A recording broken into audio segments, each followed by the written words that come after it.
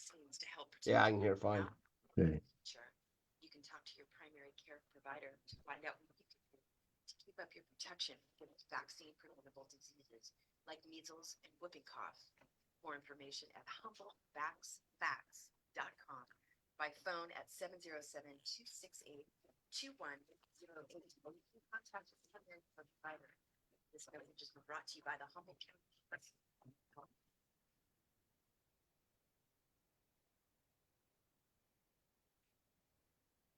Programming is underwritten in part by the law offices of Ed Benson, who remind cannabis cultivators if you get an abatement order, not to panic, but to contact a qualified attorney immediately. Ed Denson has provided legal services for the cannabis community for over 18 years. Consultations are available for criminal defense and all things related to cannabis businesses, including land sales, tenant contracts, RRR transfers, and foreclosures. 923-4764 E95.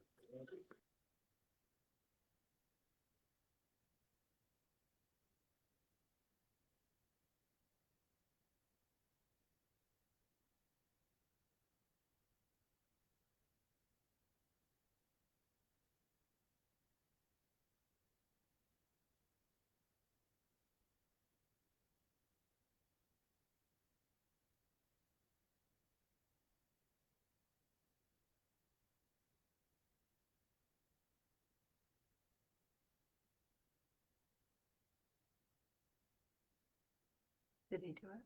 Yeah.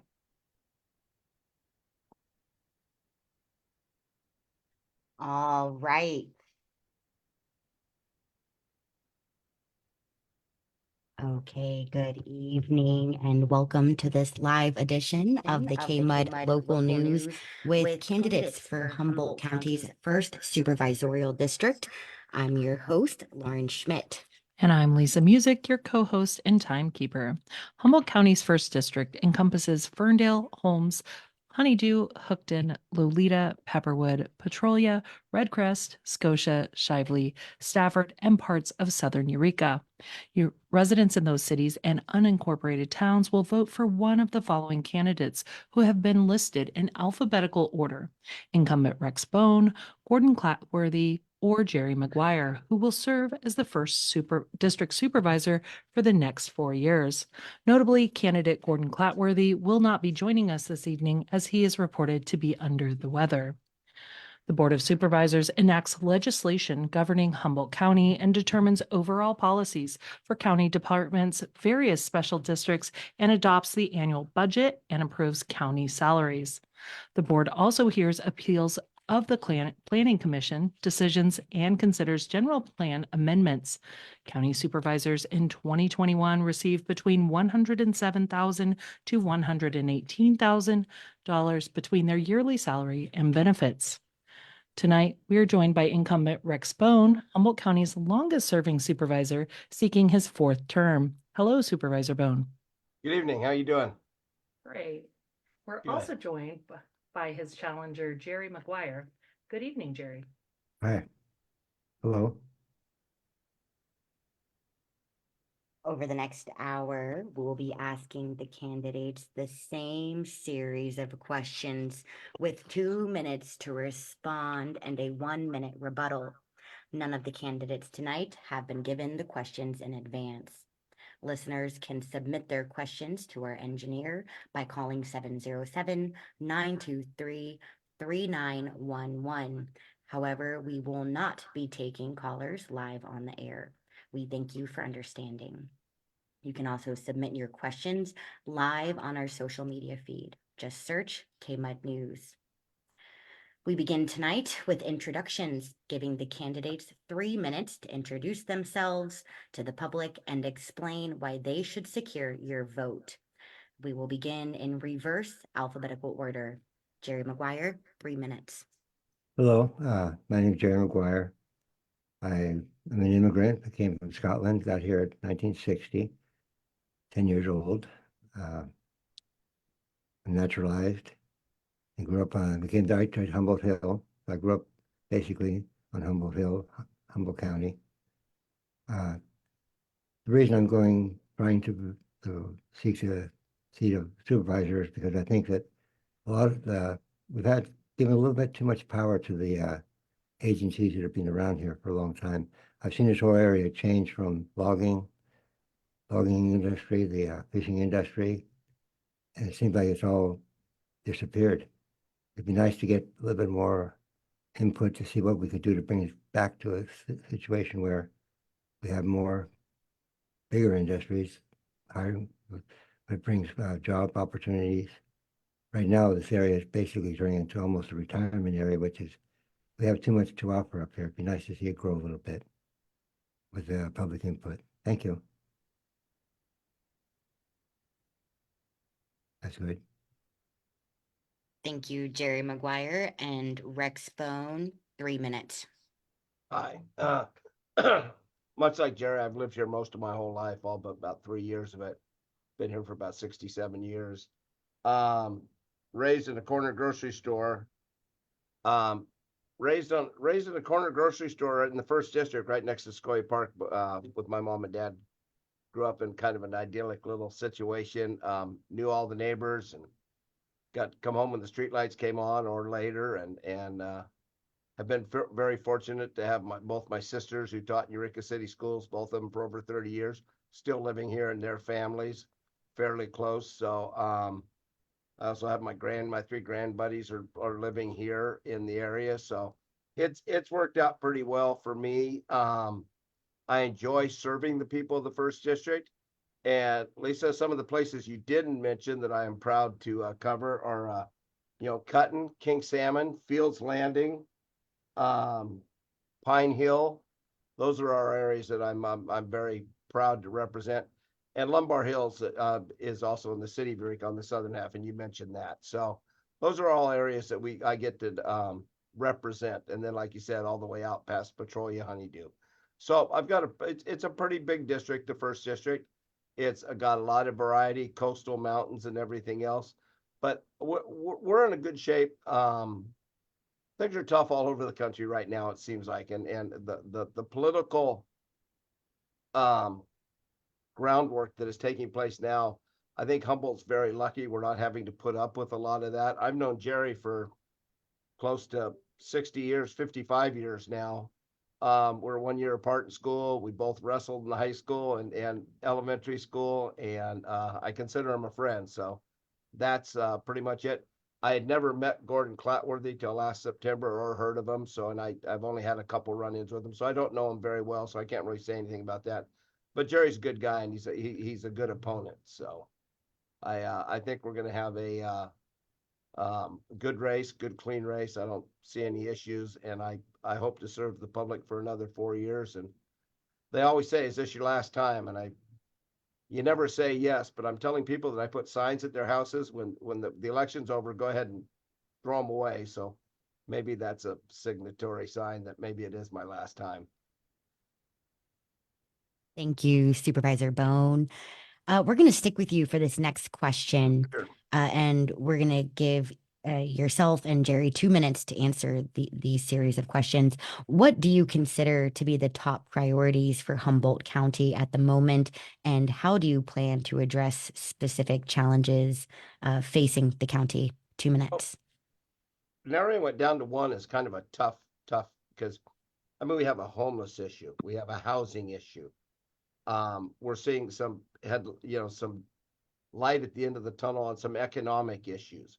So I think addressing, if we address the homeless issue, with our housing first solutions and some of those ideas that, the home key advantages and some of the programs that DHHS is taking advantage of, you'll see the house at Providence, the hotel down the street, where Providence is turning it into, I think, 65 beds for houseless, needy people, I think is a great step forward. There are also some other plans for units to do that. In the last 6 years, we've been involved with about 435 units in Humboldt County through the county, through DHHS and assorted programs. So that's an issue. Mental health. There's mental health programs. We're the smallest county in the state that has an SVU.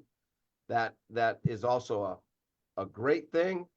and a not so great thing because it's, you also have to staff it. You have to have professionals with mental health, training to deal with that. And those are at a shortage throughout the county. So you're finding like telehealth, we're getting telemental health and things like that. But a lot of this has to be hands-on. So we are stretching our troops really thin at the mental health. Emmy Rogers is doing a great job over there with the staff. We had a great presentation yesterday at the board about things coming down.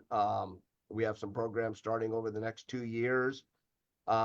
It's a big project and it's a big problem. And it doesn't help Humboldt County to say it's all over the state. But when it's all over the state, trying to get resources to help Humboldt County in the rural location we are competing with the big cities, it's tough to find the staffing and things so we can address it appropriately. Thank you, Rex. And Jerry Maguire, same question. What do you consider to be the top priorities for Humboldt County at the moment? And how do you plan to address those specific challenges? 2 Well, minutes. I agree definitely about the housing problems. It seems like these homeless people in town, dealing with Eureka area, Arcata, and even Garberville, Redway, perhaps. We should find some alternate way for these people to be comfortable. Get a setup where they could have hot water, toilet facilities. Most of the people that are homeless in this area, they really don't really want to have a house. I mean, this housing that they're building is targeted to a certain group, but we still have the problem with the people that are out there. Independence is itself is a freedom, and that's these people feel that it's brought about by living off the streets. But if we found an area where it could actually supply them with the comforts of hot water, toilet facilities, I think we could maybe get a lot of these people off the streets and a little bit more productive. We also have the problem with, like, say, down here in southern Humboldt. I mean, there's a lot of mom and pop little pot growers. I mean, let's face it, this at one time was a huge industry up here. At this point, I always hear about people losing their properties, people losing their land, and the small mom and pop are moving out. And a lot of that is because the way they've come about the legalization, it kind of forces a small person to lose their property and move, type of thing. And so if we could address that a little bit better, I think there's other ways of dealing with that. The bay, the harbor itself, it's not really being utilized right now in the sense that it would actually bring production back to this area. The economy is tough right now, but we need to find out how we can help each other, not just penalize because it's easier to ignore than what it is to help. Thank you. Thank you, Jerry Maguire. And Rex Bone, 1 minute rebuttal. No, I think we have a lot of things going on. I mean, it was mentioned earlier that there's certain industries dead. I don't think the industries are dead. There's been over $80 million spent on timber infrastructure, mills, improvements, equipment improvements, and everything locally by some local timber companies over the last 3 years. They're all hiring. They are all hiring. The ones that are going now are still hiring. So, and there's not enough logging trucks. There's not enough people to do the jobs. So the timber industry is still strong. It has cut back quite a bit, but it's still a strong industry because we still have redwoods, we still have timberlands, and as you've seen over the years, our idea of not cutting the timbers has created a lot of slash, dead wood, and everything else, which adds to the forest fire. So we do need to keep our forests managed. We need to manage our forests both for recreation and commerce and the threat of fire. So those are all things that I think can. Oh, Sorry. Supervisor Bone, we ran out of time there. My apologies. Jerry Maguire, would you like to utilize your 1 minute rebuttal? I think he's right in some senses, but I've been up here a long time. I don't really see the logging industry stable right now.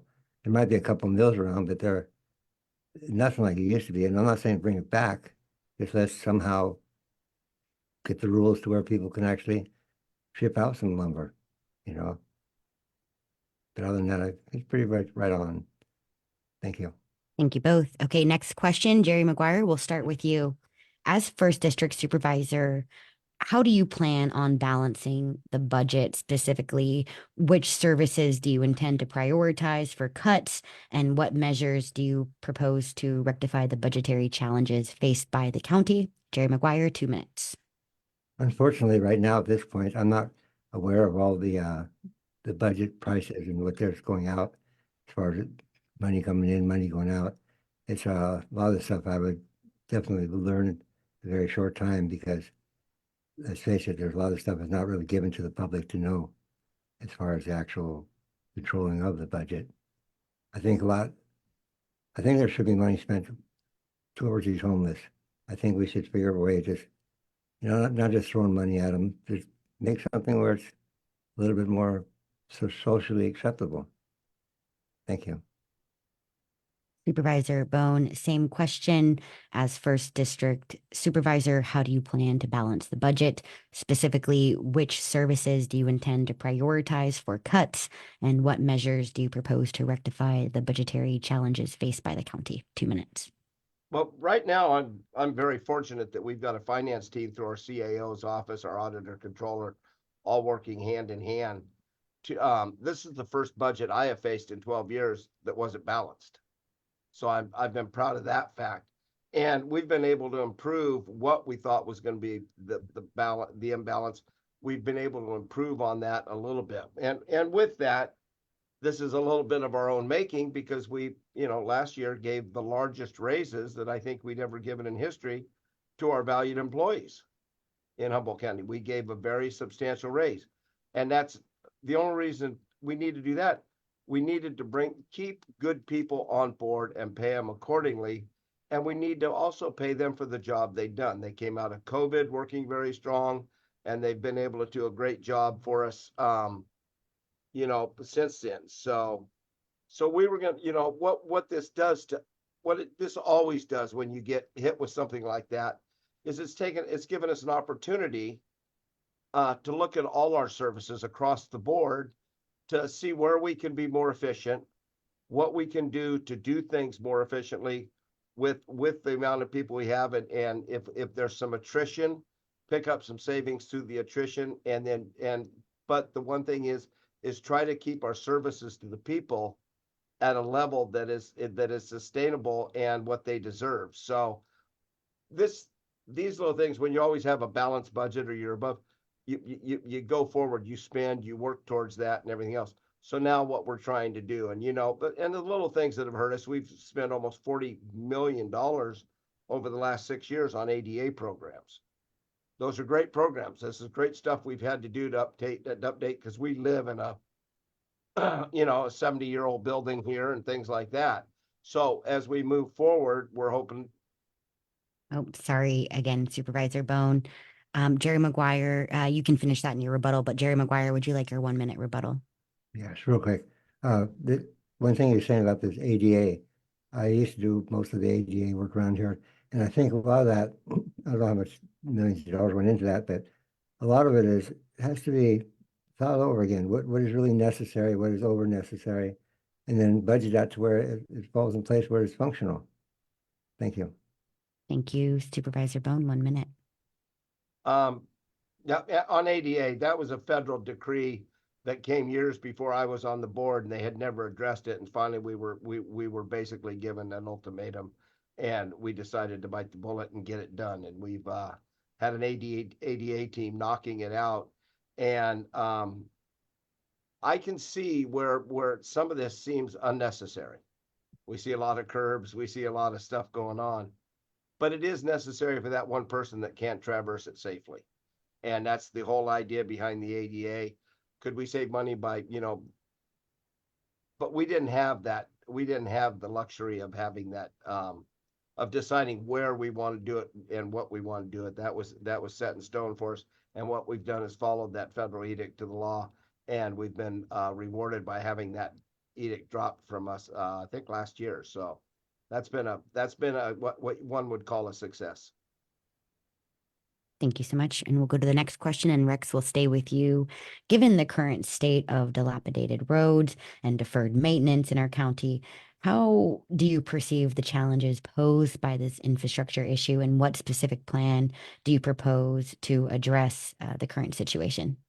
2 minutes. Well, we've been talking quite a bit. Supervisor Madrone, myself, all of us been talking about putting a tax initiative forward for roads only. everybody wants, transportation, wants trails, everything else, but our roads are deplorable. They are in a tough shape. Part of that is we built our roads on wagon trails, and the mountains are moving. It's not just, it's not the construction or anything else. The mountains are moving.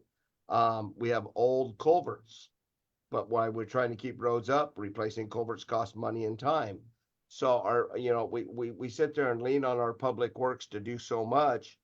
And when you look at the gas tax we get and the small amount of SB1 monies we get, those were all based on asphalt costs at $40 a ton, which are now 120, 130, I guess. I don't know.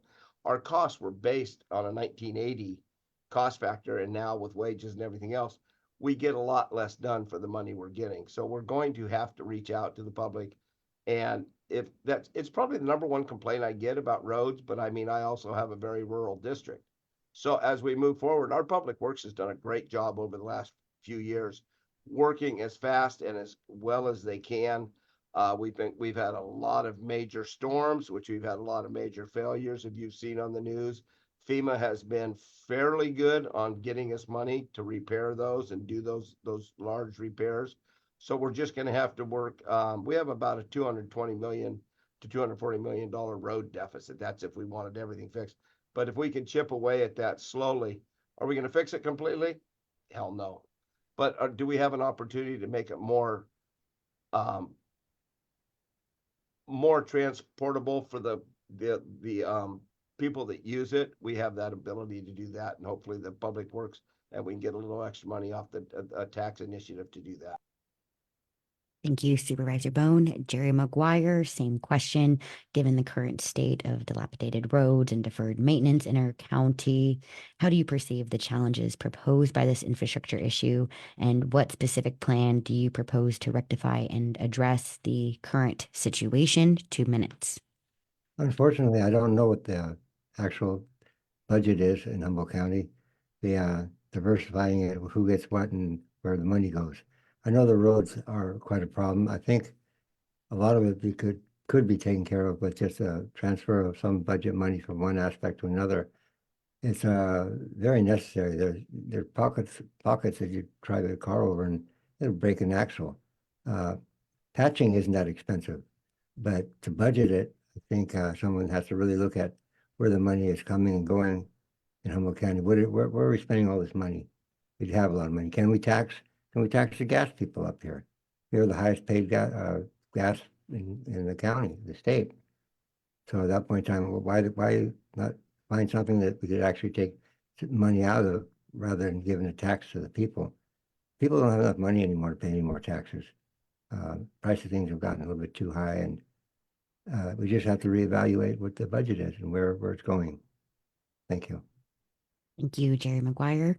Rex Bone, 1 minute rebuttal. Hey, that sounds so simple. Let's just take some money from, what should we take it from? Kids' mental health, sheriffs, homeless issues that we're trying to solve. The problem being is there the pot is very vast, but it is being used up at a high rate because our issues tend to grow rather than diminish.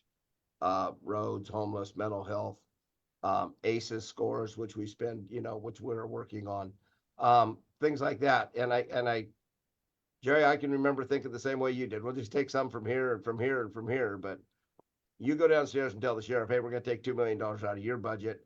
And then he'll say, well, that's fine. I'll just close the substation in McKinleyville. It's a tough situation. And that's why we have such a great finance team to help us through that. Thank you, Supervisor Bone. Jerry Maguire, 1 minute rebuttal. I was just saying, I agree with you, Rex. Problem is, you have to just get in and see what can be adjusted. I don't know at this point because I don't know the budgets, but somehow rob Peter to pay Paul. If it couldn't happen, I know that you get money from the state, maybe the feds, maybe somebody could put a little bit more pressure in getting state and federal money. I'm not really sure how to go about that, but there is a lot of things out there that are getting paid for. Unfortunately, there probably isn't enough money, but it has to be looked into. Thank you. Thank you both. And Jerry, we're going to stay with you for this question. With the rise in wildfires, earthquakes, and intense snowstorms, if elected as supervisors, how will you address the current state of the county's handling of major emergencies? 2 minutes. I think with the forest and stuff like that, I see a lot of them that have gates and they're shut down. I'm not quite sure if that's private or it's part of the logging situation. The industries, I feel, way cut back. You don't see logging trucks on the road. You don't see mills running. Is there some way to maybe bring back to where make it easier for these logging companies to maybe get in and get some of this wood out of here and make it a little bit easier, a little bit safer? As far as the structure, as far as a major disaster, we've been lucky, very lucky up here, very fortunate that we haven't had anything major compared to like down south and stuff like that, where they have all the floods and fires. At this point, it's just a matter of getting the infrastructure aware of the fact that we are ready, we are competent, and we can take care of things. Thank you. Thank you. Rex Bone, 2 minutes. Well, I hate to say it, we're pretty good at it because we've had so much practice here recently. But I think with the sheriff and the sheriff's department, Ryan Derby, our OES director, is probably respected throughout the state. He's got his little bunker downstairs and his team working together, and whether it be water, flood, earthquake, or anything else, he's on the ground running, because I'm usually try to get out the door early in the morning when one of these things happen, or when they do happen, and he's heading to the office and we're trying to figure out, hey, do we need this? Do we need that? So, and with that, we are training more people to do things. Believe it or not, COVID helped quite a bit because we had to put everybody in an emergency situation on different avenues and things like that. So our emergency response has been second to none for us locally. Could we get more help from an upper level? Yeah, from the state and feds. They're very good, but we could use more help. But as you will know, a lot of times these emergencies happen everywhere rather than just here. But lately, like December 20th of 2 years ago, when we had the earthquake, with the forest fires and stuff like that, they were focused here. We've been very fortunate the last couple of years. We haven't had that situation. So Ryan does a great job. He's got a great team, and he's training a great team. And we have meetings all the time on disaster response, OES response, our response. What do we do?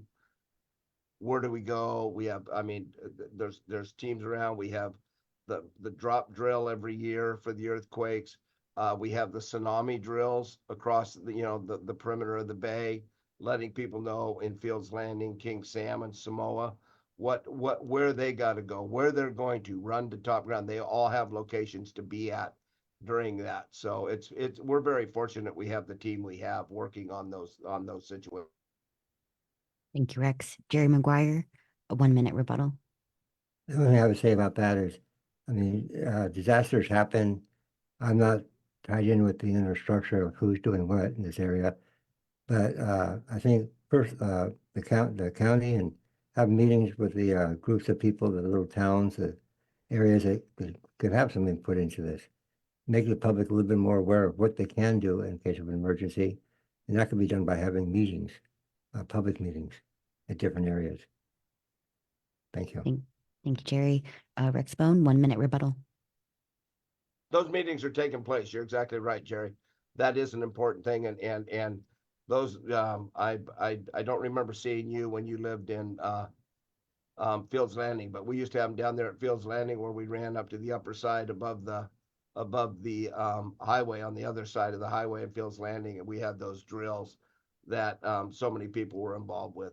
So those are well noticed. The low-lying areas, the flooded areas, we tend to we put out services. There's a program you can sign up for through the Sheriff's Department called Humboldt Alert. So when there's large rainstorms coming, big windstorms, everything else, and again, those are just off predictions, so they don't always happen. So it lets you batten down the hatches to get ready for it. But for the public out there, Humboldt Alert is a great program to look up. And if you go on the sheriff's website, you can find that.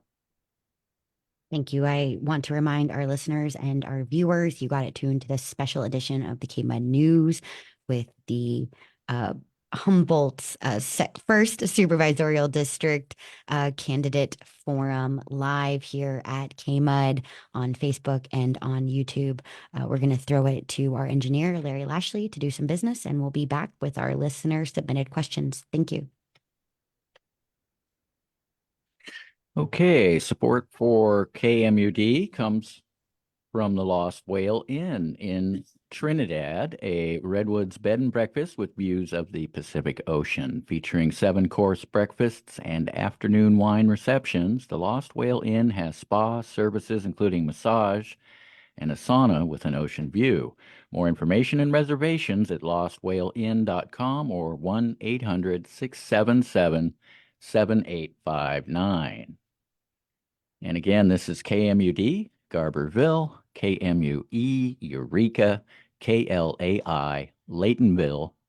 We're on the web at kmud.org and at 99.5 FM in Shelter Cove.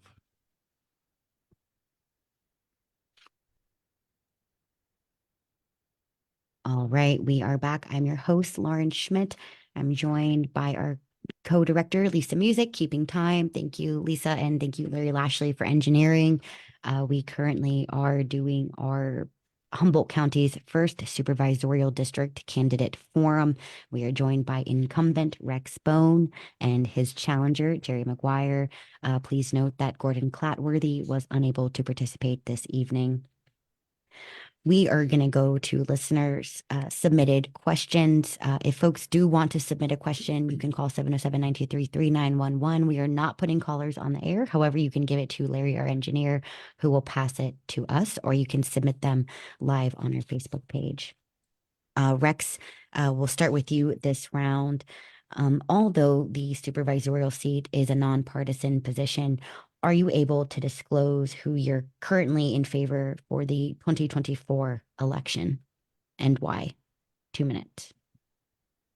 Yeah, I'm in favor of me. Oh, let me clarify, presidential election. Oh, okay. Well, I still might like me. No, no, I'm not, because I don't know who's in the race yet. It's pretty hard to say, and you get this asked a lot, and I think the idea of a vote that's been fought so hard for and belongs to me, to share that publicly. I appreciate the question and everything, but I can tell you who I probably voted for 25 years ago and 40 years ago, but I mean, it's just, I have no idea, because I have no idea who's in the race. I mean, I think it's still up in the air about who we're even going to get, and right now I don't know if I'm too excited about anybody that's there yet, but I mean, we'll have to wait and see what happens. But I do. Everybody wants to ask that, so then that they could. But I really think that's something that belongs to a person. Thank you, That's just Supervisor me. Ben. I always, Absolutely. Thank you. Jerry McGuire, same question. The supervisorial seat is nonpartisan. Are you able to disclose who you're currently favoring for the 2024 presidential election? Unfortunately, as an immigrant, I've always thought one thing about America: honesty, truth, and justice. And the presidency, the candidates, in my opinion, right now, it seems like there should be somebody that's smarter, that cares more about the public, cares more about the country. I believe in America, greatest country in the world. And it's hard to imagine the people that are running are these choices that America gives you. The public will decide. Unfortunately, I think that they should have a choice. It shouldn't be just about who's got the most money. And it seems like these higher offices are run by how much money someone has. There's good and bad about both people that are running. They're saying that two candidates are pretty much decided right at this point. They were decided when this thing started. Unfortunately, it's a matter of who has the money to control what. It shouldn't be about that. It should be who cares about the country, who's going to do the right thing, what happens to help the neighbor. there's good and bad about everybody. I could tell you good things I think about the president and good things about the one Trump. I mean, as far as who's going to be the president, that's totally up to the public. I just wish we had better choices. Thank you. Thank you, Jerry. Rex, would you like to utilize your 1 minute rebuttal? I think it's a pretty good state. Out of 340 million people in the United States, this is what we get. I mean, and I'm just saying, it's just, do we deserve better? I don't know if, I think America deserves better. You know, I really do. But with that, maybe the people of the first district do too, but you have to make a decision. And that decision is, you know, because of the God-given right and what has been given to us and our freedoms, that gets to be my choice. And I guess I would like to say I get to keep it into the ballot box, but we don't even get to get that anymore. I guess I get to keep it to the kitchen table till I mark my ballot, but that's where I'm at. Thank you, Rex. Jerry Maguire, would you like your 1 minute rebuttal? I just say I agree with Rex on that. Okay, thank you. And Jerry, we'll stay with you for this next one.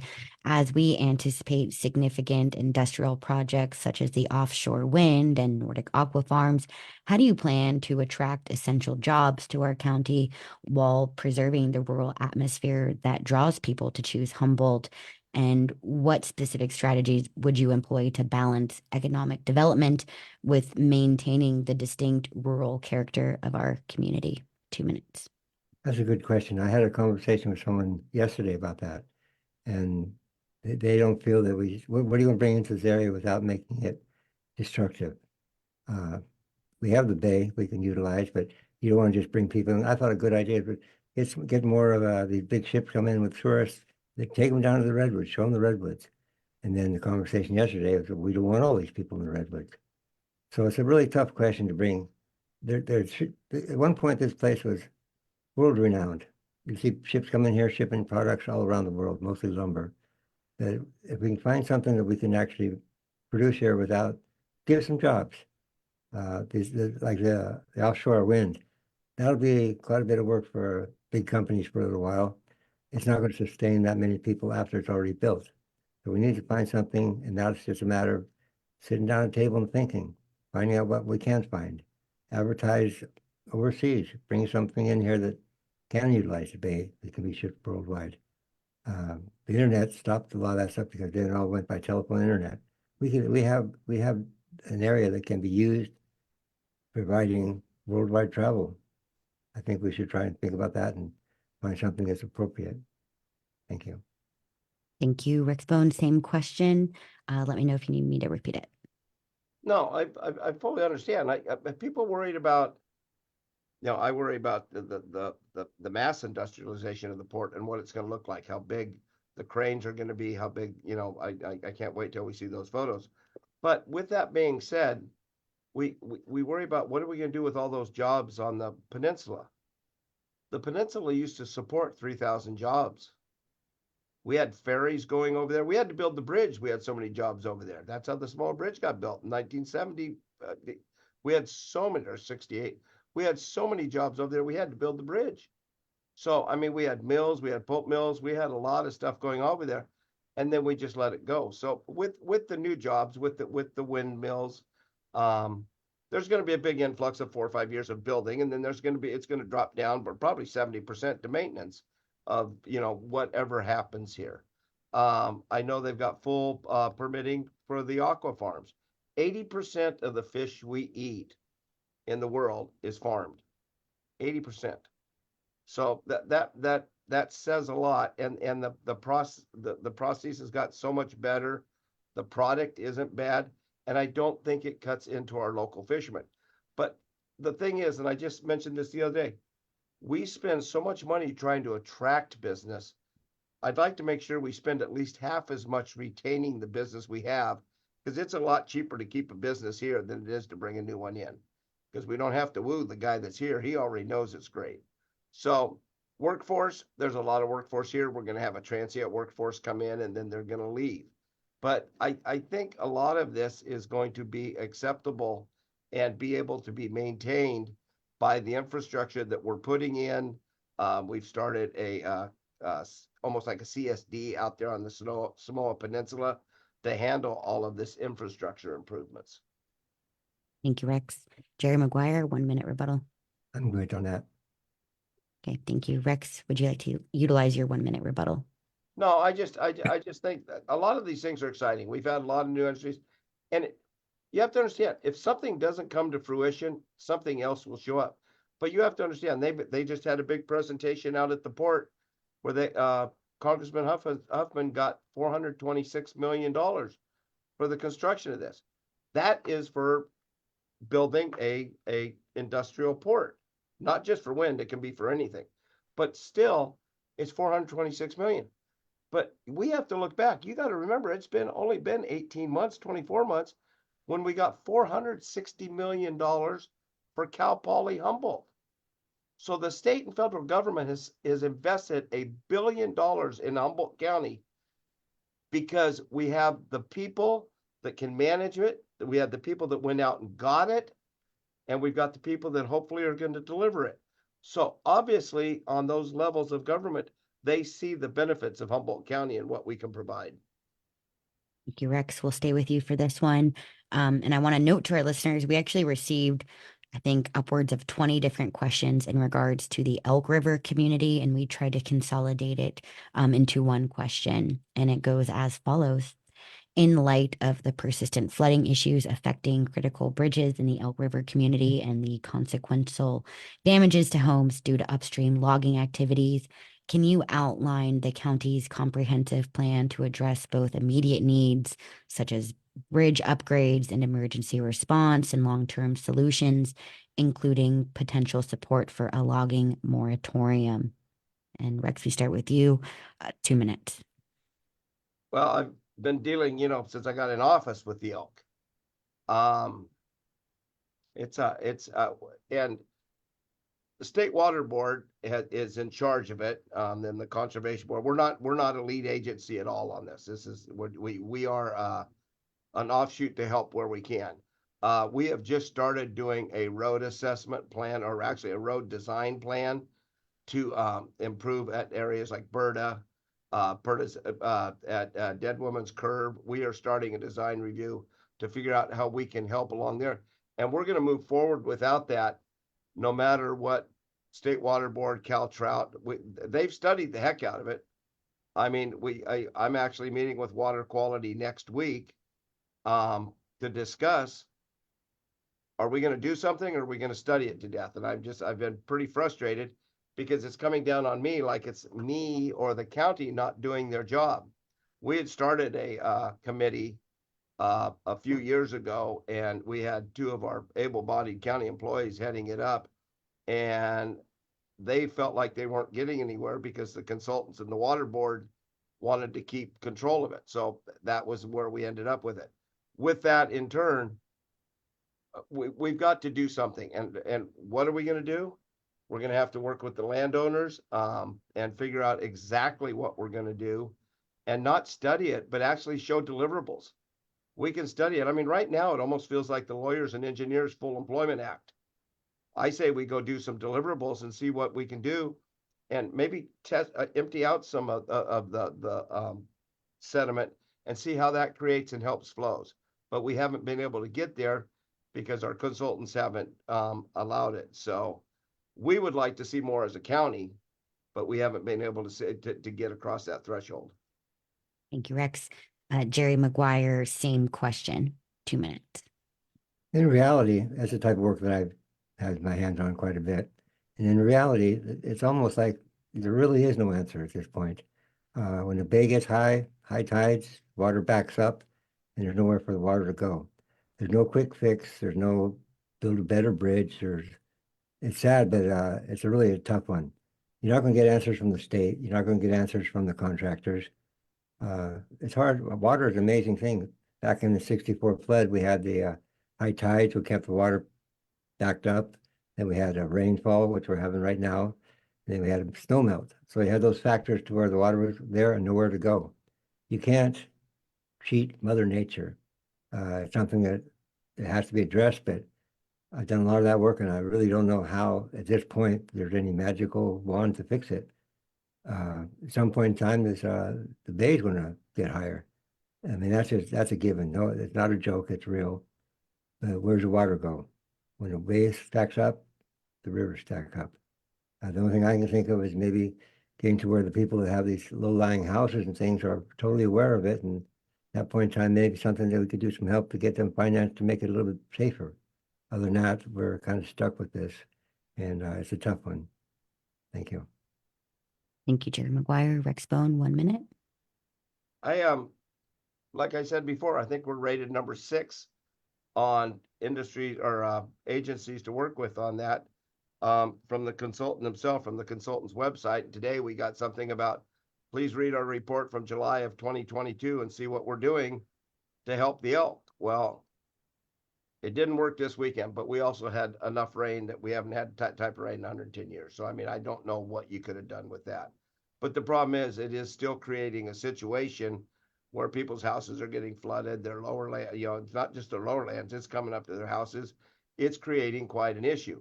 Now, the Bird Road flooding, I love it. One of the ladies said the other day, I remember when we used to park in so-and-so's driveway 45 years ago, where all the cars had parked there and somebody had one pickup. Now more people have pickups. But that is something to be addressed.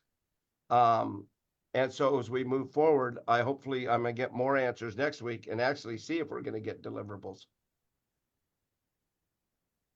Thank you. Jerry Maguire, 1 minute rebuttal. Yes. One option maybe perhaps is these lowlands. I mean, you have the feds, bird people, the feds come in, they're buying up properties that are basically dangerous when it comes to things happening. Perhaps there's some way of relocating people. I'm not quite sure. It's something that maybe could be looked into. Thank you. Thank you. We're going to go to Jerry.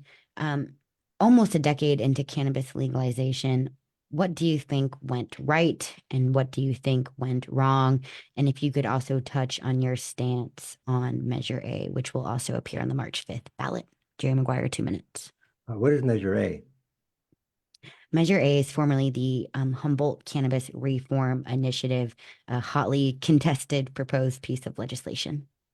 What I've seen in this area, and I've seen this, I grew up in the 60s. So I mean, the pot industry has changed. At one point, the people up in Humboldt County, they wanted to legalize it. Then when legalized, they realized that, well, boy, the smaller operations are kind of not operational anymore. So people are losing their lands. Apparently the bigger industry come in and they're growing larger amounts, thousands and thousands of pounds on one parcel that's operated by a certain unit of people. So unfortunately, the mom and pop that were just hippie survivalist type of thing, I mean, look at Garberville. Garberville used to have a very, very affluent, lot of businesses, people spending money. You don't see that no more. Garberville is pretty much shut down. There's very few stores up there that people aren't spending money. So what I see what's happened is somehow the smaller industry, the smaller people, they got cut back. And it's a shame because this area was so famous for its pot that people, they made money and had a good living. Now they're not here. And I'm not saying pot is good or bad. I'm indifferent to whether it's good or bad. I think medicinal stuff is very useful. But I've seen the industry kind of die off. Perhaps we can get into the process of getting permits, made it a little bit easier for the smaller people. Evaluate what is small and what is big. Help the people, the smaller people, that just trying to make a living rather than a killing. So I have seen it change, though. Thank you. Thank you, Jerry Maguire. Rex Bone, same question and 2 minutes. Well, yeah, I've got to see the whole evolution of it. And when we first legalized, or when we first brought it on board, we had the lowest taxes in the state. We taxed it the lowest in the state, and we tried. What we did is our permitting was tough, but when you got through us, it was done. It wasn't then you had to worry about the water board or the fish and wildlife. So I always tend to argue. I always hear about we need to get rid of the mega grows. We limited it to 10 grow, 8 acres was a max. And we limited that 10 throughout the whole county. After we hit 10, there was going to be no more. You're going to be down to, and you had to have for every acre 100 acres. So an 800 acre farm could come down with an 8-acre parcel. So we weren't trying to, those are kind of the 10,000 foot and everything else. But when you go down to Santa Barbara, they've got like 10 grows over 50 acres. They've got one that's 130 acres. You go to some of the other places, and they're planting 50 and 70 acres. I mean, Lake County themselves have permitted, I think, 4 or 5 over 50. I don't know. I don't know how they operate those. I don't know anything about those and everything else. As far as the small farmer, let's put the quality farmers have been able to seem to have survived out there. We had 15,000 grows in 2015, 2016, 2017. Obviously, all of them illegal, and that's where our environmental damage, all of our problems came from. We're down to probably 2,000 grows in our county, with 1,000 of them being legal now. So it has worked along those ways. Measure A, I'm just going to say, if Measure A had one small farmer supporting it, I'd really believe it. But to say this is for the small farmers and none of them are supporting it, and when the Greens, the GOP, and the Dems all oppose it. Oh, sorry, Rex, we had to cut you there. And we're 10 minutes left on the clock, so we're going to change the rules kind of last minute. We're going to shorten the questions to 1-minute answers, no rebuttals, just to get through a couple more before closing statements. And Rex, I believe we start with you on this one. What work have you done to improve your literacy of diversity, equity, and inclusion? 1 minute. We've got a whole diversity group here at the county. I felt that we've had plenty of training throughout all our employees that I've been taking part of, and I think it's been an eye-opener for everybody. Growing up here my whole life, the diversity is changing. So, those are the things I understand. I had the distinct pleasure of going to Hoopaw High School for a couple of weeks my senior year, and staying with Dean Davis and Coach Patton, and enjoying that. Still have a lot of friends in the Valley. But with that being said, the diversity of our county is changing so drastically that we have to be accepting of it, and move forward and try to, I guess, just get along. I mean, I guess that would probably be the best way to put it. Thank you, Supervisor Bone. Jerry McGuire, same question and 1 minute on the clock. I don't quite understand the question, but what I'm getting to this is, I think what we need to do is, as a supervisor, get out there in the public, have public meetings, find out what the people out there are thinking about, find out what their problems are, find out what they want done, what they need done. I think as far as diversity, there's a lot of different areas with different feelings, different ideas. And as a supervisor, I think we should get out there and be more in the public and find out what the public really wants. Thank you. Okay. Thank you, Jerry. We'll stay with you for this. Again, 1 minute answers. The county has a need for affordable housing, and there is an estimated 2,000 homeless residents in the county. What's the solution? 1 minute. What I found is the homeless people, the ones that are still homeless, they want to be homeless. It's a freedom. Freedom in being homeless is not homeless. You don't go hungry in this country. The houses that they have, what I've seen is you can give someone a homeless person a house, and they'll be there for 2 months at the most, and then they're out, because they're not used to that type of consolidation. They don't want to be, they want independence, and independence is finding the needs to take care of someone, which actually applies to them. These houses, affordable housings, are great for the people that are using them. Fantastic. I think we have a wonderful thing going because of that. But the mass amount of the homeless people, you're not going to put them in the house. And you might as well stop kidding yourself. They don't want to be in the house. So therefore, they have to look at a different idea of how to do that. Give them an area that they can be at, give them hot water, give them sanitation, make it to where at least they feel like they're comfortable in a certain area, which will get them off the streets. Thank you. Thanks, Jerry. Supervisor Bone, same question, 1 minute.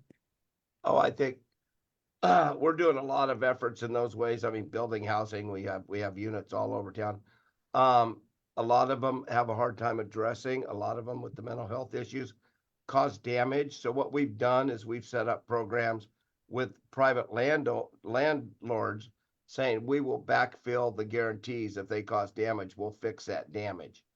But the other aspect being, if they cause the damage, they tend to create a problem with the other tenants. So that's why we're having to create housing of our own, build housing of your own. You've seen a lot of that housing go up all over the county. And as we move forward with this kind of housing, Danco's been real good with building some of their stuff. We're going outside the box and doing some other stuff.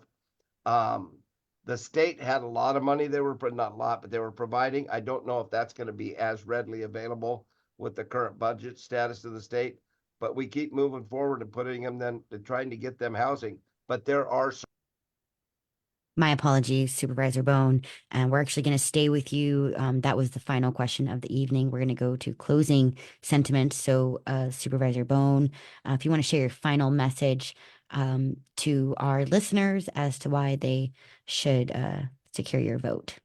3 minutes. well, I do the job. I show up. I'm informed. I'm I serve on RCRC, the Rural Counties representing California, have for 11 years. I actually was chair of it a few years ago. I just got reelected 2 months ago, a month ago, to the executive committee again. I've also been appointed just recently to the National Association of Counties, NACO, to the Rural Action Caucus. There's 3,069 counties and provinces in the United States. Over 70% are rural, and I'm now the vice chair of that committee. Been to a few meetings, had to go to West Virginia for a meeting. It's good to find out what other places are doing and getting that knowledge and sharing. Knowledge is king. I've just been asked to talk next week at the California Public Utilities Commission on rural electric needs and rates. So, I mean, how appropriate is that as we speak right now? I just talked today with a group. We're talking about AT&T wanting to take away landlines because they think service, the cell can handle them. There's a lot of places cell service isn't ready available.